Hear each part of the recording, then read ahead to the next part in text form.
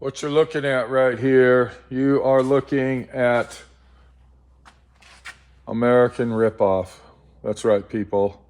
We are getting scammed and ripped off by the second. I want everybody to look inside here. I got 3 sleeves of sandpaper. I got a box of D.I.Y 8000.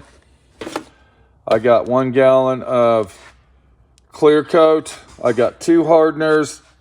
These, they charged me $5 each for them. And then this stuff right here, scuff and stuff. And then to finish it off,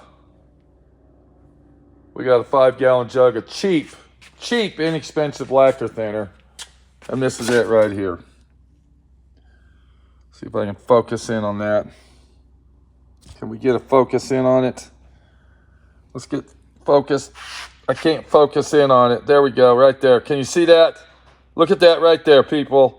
$713.24 for 1 fucking box of bullshit and a 5-gallon jug of cheap lacquer thinner. What a fucking joke.